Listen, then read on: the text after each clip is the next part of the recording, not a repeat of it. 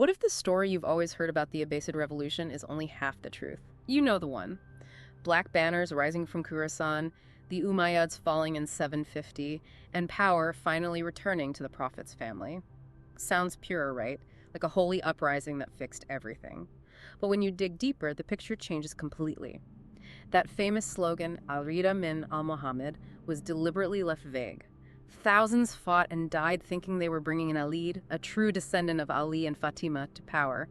Instead, the Abbasids took the throne for themselves and then turned on the very people who helped them win. This wasn't just a revolution. It was one of history's biggest political beat and switches, driven by tax anger, tribal fights, secret networks, and cold calculation. Today on The Missing Dots, we're opening the files on 132 AH and asking the questions most people never hear. It really is one of those historical moments that just completely shifts once you look past the standard timeline. I mean, we usually picture these massive armies suddenly clashing, right? Yeah, like a spontaneous wave of righteous anger just wiping out the Umayyad Empire overnight. Exactly. But an empire that stretched from, the Iberian Peninsula all the way to India, it doesn't just fall over by accident. It takes an incredible amount of planning. Right. I mean, just the logistics alone make a spontaneous uprising completely impossible. Oh, absolutely. If you're sitting there listening to this, just think about the geography for a second. We're talking about thousands of miles, no phones, no internet. And no quick transportation either. Right. And you have the Umayyad authorities who had a very capable network of informants just watching everything. So how do you even begin to build a resistance without getting caught on day one? Well, you have to operate in total darkness. The reality is, this movement didn't begin on a battlefield at all. It started as a shadow operation that lasted 30 years. 30 years. Yeah, 3 decades of silence before a single sword was drawn. And they didn't run this from a major city like Kufa or Basra, where the spies were everywhere. The headquarters was in Humayma. Humayma. I have to admit, looking at the map, it's not exactly a sprawling metropolis. Not at all. It was an obscure, dusty village in southern Jordan. Okay. But geographically, it was brilliant. It sat right along the Syrian caravan routes. Pilgrims, merchants, travelers, they were always passing through. Oh, I see. So having people come and go didn't look suspicious. Exactly. It was the perfect place to hide in plain sight. And from that quiet village, a man named Ibrahim al-Imam directed an intelligence network that would honestly rival modern espionage systems. That's the part that really caught my attention when we were looking at the sources. The way they structured this network, it wasn't just like a list of names they kept on a scroll somewhere. No, definitely not, because if one person gets caught, the whole network collapses. So they built what we would call today a strict cell system. Right. They had 12 chief leaders, called the Nuqaba, then 12 deputies below them, and about 70 local operatives spread far out east in Khorasan and Iraq. So it's almost like the blind compartments you see in modern encrypted messaging or something like the Signal app. Yeah, that's a great way to put it. The person sending the message at the bottom doesn't actually know the identity of the server at the top. That is a great way to picture it. The local operatives in Khorasan, the guys who were actually out there risking their lives, whispering in the markets, trying to recruit angry farmers, they had absolutely no idea who the supreme leader was back in Humayma. Wow. They only knew their immediate superior. They used code names, and the messages were carried by couriers who disguised themselves as ordinary wool merchants. That's incredibly smart. They just blended into the normal Hajj pilgrimage routes, right? Yep, they just looked like guys haggling over wool on their way to Mecca. Subhanallah. 30 years of patience. Just imagine dedicating your entire life to a cause, passing coded letters while pretending to haggle over wool, and you don't even know the name of the man you were working for. It takes a unique kind of dedication. But that brings up a really massive question. I mean, you can't recruit tens of thousands of people to risk execution just by saying, join our secret club. What were they actually selling to the public? Well, they needed a message that everyone could project their own hopes onto. And they found it in a very specific slogan. The phrase was Al-Rida min al-Muhammad, which roughly translates to the chosen one from the family of Muhammad. Which sounds incredibly unifying. If you're an everyday person walking through the market in Khorasan and you hear that, it sounds like a return to justice. It really does. But the genius of it was how deliberately vague it was. How so? You see, when the Shia and the pro-Alid supporters heard family of Muhammad, they naturally assumed it meant a direct biological descendant of Ali and Fatima. Because in the public mind, that was the family. Yes, exactly. They thought they were bleeding to finally put the rightful heirs of Ali on the throne. But that wasn't the plan. Not at all. The Abbasids, who orchestrated this whole thing, were descended from the Prophet's uncle, Abbas. So technically, linguistically, they could argue they were also from the broader family. Oh, wow. So it was a technicality. Yeah. But they didn't say that out loud. They let the Shia keep believing this revolution was for an Alid. They actively encouraged the misunderstanding. That is wild. They knew that if they revealed their true identity too early, the Shia would walk away and the entire coalition would instantly shatter. That is a heavy thing to process. Sending men to fight, to lose limbs, to die on a battlefield, knowing they believe in a leader who doesn't actually exist in the way they think. It's a very harsh reality of war. It makes me wonder about the historical justification here. I mean, you're talking about a society deeply rooted in faith. Keeping your word and not mixing truth with falsehood is a massive deal in Islam. Right. Like in Surah Al-Baqarah, verse 42, where it literally says, do not mix truth with falsehood. How did the leadership in Humayma square that circle in their own minds? It is something classical scholars and historians have analyzed deeply. The Abbasid leadership essentially treated this as asymmetric warfare. They operated on pure political survival. In their minds, they were fighting an oppressive Umayyad state that would slaughter them if they played by normal rules. So they leaned into concepts like tariya or kitman, basically, wartime concealment. Survival mechanism, like, if we tell the truth, we all die. That was their exact calculation. They convinced themselves that the end goal of removing the Umayyads was so critical, it justified obscuring the truth about who would actually wear the crown. I see. But even with a clever slogan, words alone don't overthrow an empire. No, they don't. People don't march into a wall of spears just because of a nice phrase about the chosen one. The traditional narrative usually frames the Umayyad collapse as a moral failing, right? That they were drinking, living in luxury, losing their religious mandate. Right. But when you look at the raw data, the daily reality for the average person, this wasn't really a debate about morals, was it? It was about survival. It was about money. Money and sheer exhaustion. To really understand why people were willing to burn the system down, you have to look at the Mawali. The non-Arab converts. Yes. Persians, Sogdians, the local artisans and farmers out in the eastern provinces like Khorasan. Okay, so what was happening with them? Well, under Islamic law, it's very clear. Once you convert to Islam, you are part of the Brotherhood. You pay zakat, but you are exempt from the heavy jizya and kharaj land taxes that are levied on non-Muslim populations. Because the entire message of Islam broke down those ethnic hierarchies. An Arab has no superiority over a non-Arab. That was supposed to be the deal. That was the promise. But the late Umayyad state was facing a massive financial crisis. The early days of rapid expansion were over. The spoils of war had pretty much dried up. Right, they had stopped conquering new lands at the same pace. Exactly. Meanwhile, they had this massive, expensive Syrian army stationed everywhere that needed to be paid. So the Umayyad governors looked at the books, realized they were short on cash, and decided to just keep forcing the Mawali to pay those heavy taxes anyway. Wow. So if you are listening to this, just put yourself in the shoes of a Persian farmer for a second. You accept Islam, you join the community, you expect to finally be treated as an equal. Right. And the governor's tax collector shows up anyway and takes half your harvest. You're effectively a second-class citizen just so the state can balance its budget. It created a deep, festering resentment. I mean, the Mawalis were financially crushed and completely disenfranchised. If it wasn't for that specific economic anger, the Abbasid secret couriers would have just been whispering to themselves. The revolution needed that pain to function as fuel. Precisely. But the Mawalis were mostly civilians, right? Farmers, merchants. You still need professional soldiers to defeat the Umayyad military machine. That's the second part of the powder keg. The Umayyad military was busy destroying itself from the inside.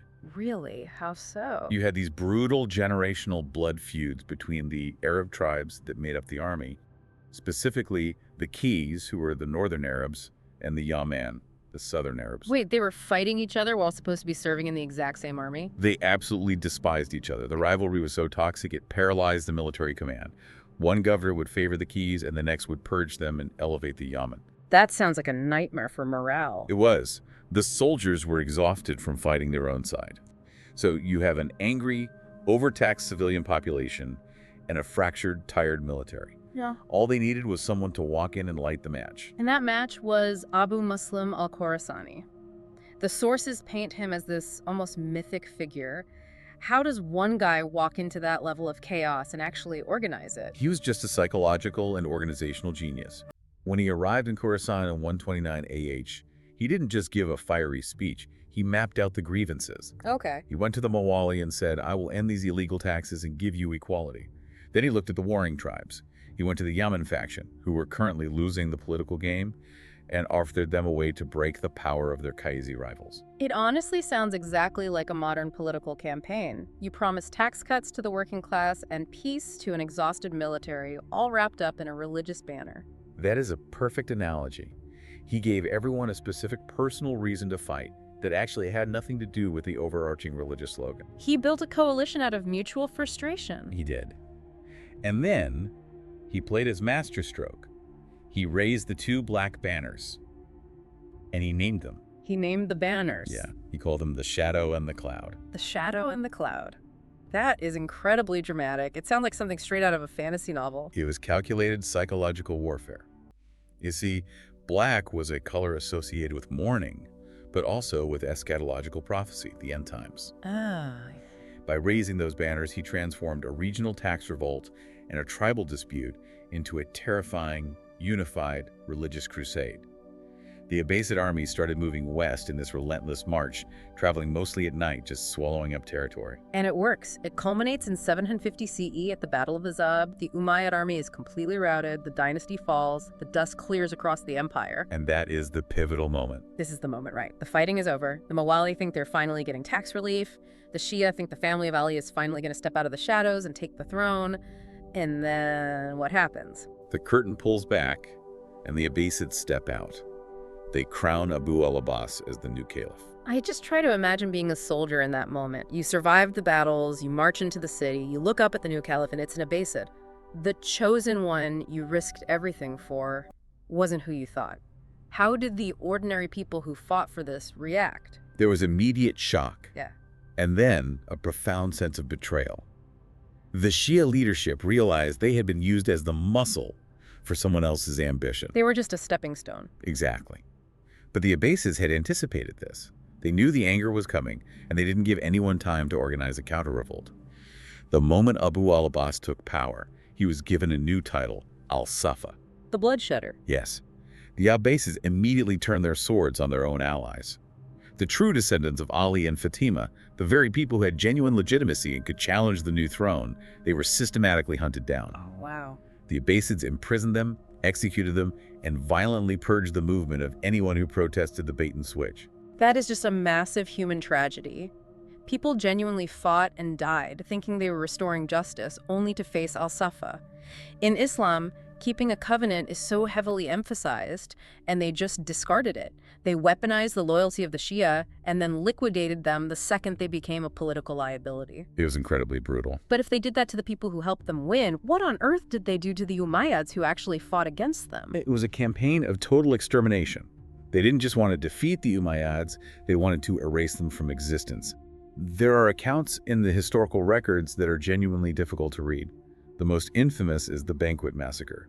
The Banquet. I read this part of the notes and I had to stop. Tell me if I have this right. They invited the surviving Umayyad princes to a dinner. They did. They offered a guarantee of safety. They invited around 80 members of the Umayyad ruling family to a feast in the Levant, claiming it was a gesture of reconciliation. That is so deceptive. It gets worse. Once the men were seated and the meal began, Abbasid executioners entered the room with clubs. They beat the Umayyad princes to the ground, but they didn't wait for them to die. What do you mean? They ordered heavy leather dining mats to be pulled over the broken, bleeding bodies. The Abbasid elite then sat down on those mats and they ate their meal while the men suffocated and died underneath them. Hang on. They just kept eating while human beings were dying under the floorboards. Yes. The groans of the dying were said to be the background noise to their dinner. That is horrifying. How is something like that even recorded? Did the Abbasids try to hide it, or did they actually boast about it?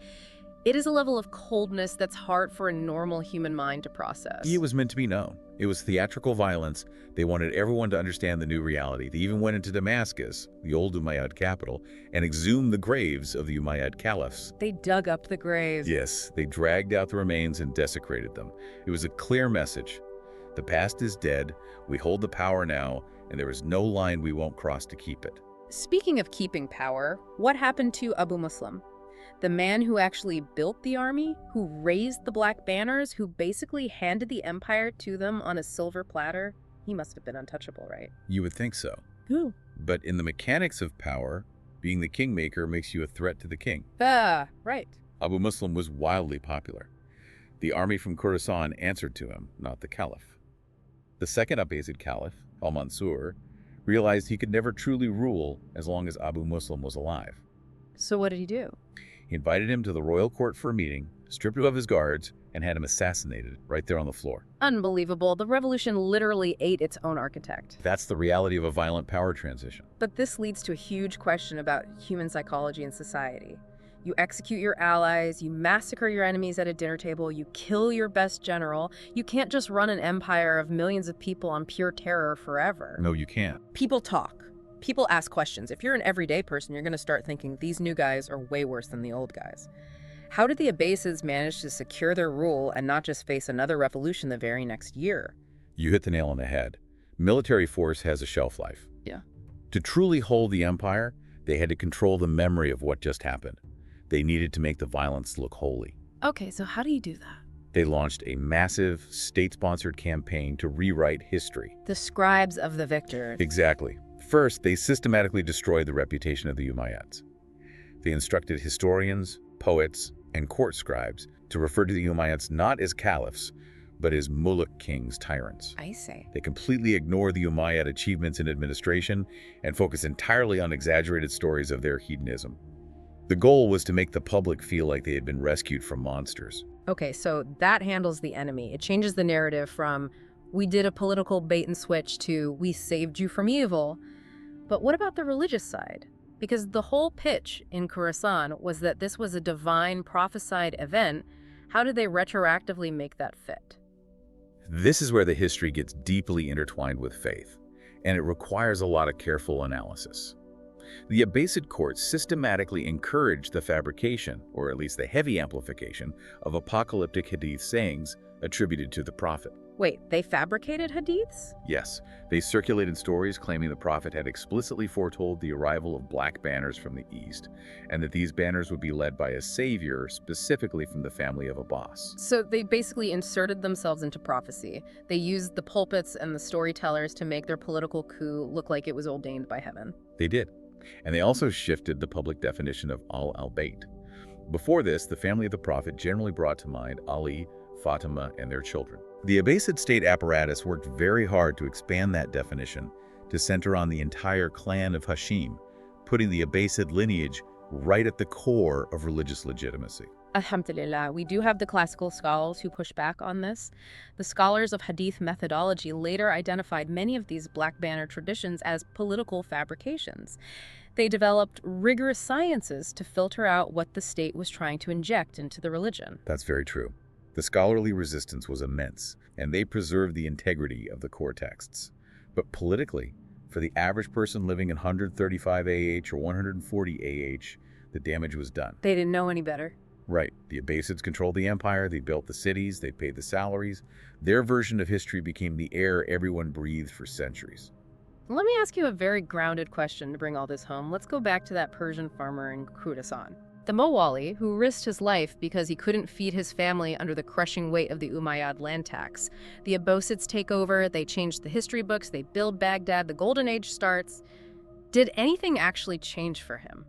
If I am that farmer, is my daily life better after the revolution? This might be the most tragic irony of the entire story.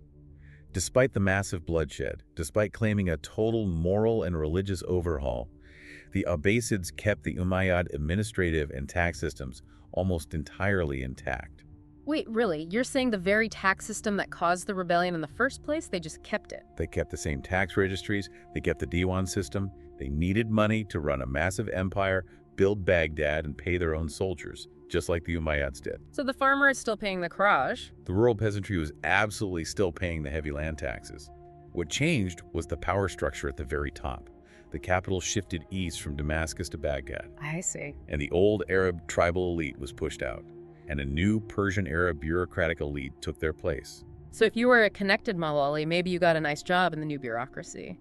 But for the working class, it wasn't a change of system. It was literally just a change of management, like a corporate hostile takeover. A hostile takeover, where the new board of directors paints the building a different color and claims it's a brand new company. Wow. They co-opted the Persian landed gentry and built a massive, highly efficient bureaucracy. Yes, it eventually funded the Islamic Golden Age, the House of Wisdom, incredible advancements in science and philosophy, but the economic foundation holding it all up was the exact same fiscal extraction the Umayyads relied on. It is such a layered, complicated picture. When you step back, you see real, genuine pain people suffering under taxes and tribal wars. You see this brilliant, patient, 30-year underground intelligence network. Absolutely. You see an incredibly effective but entirely deceptive slogan. And then you just have the raw brutality of securing the throne, followed by a total rewriting of the public memory. It really forces us to look at history not as a simple fairy tale of good guys replacing bad guys, but as a deep study of human nature.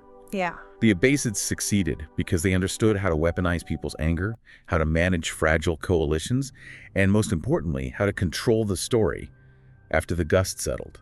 It really makes you think about how much of our historical memory is shaped by whoever holds the pen at the end of the war. I want you, if you're listening to this right now, to just sit with that thought for a moment. Think about trying to find the truth in all the noise today.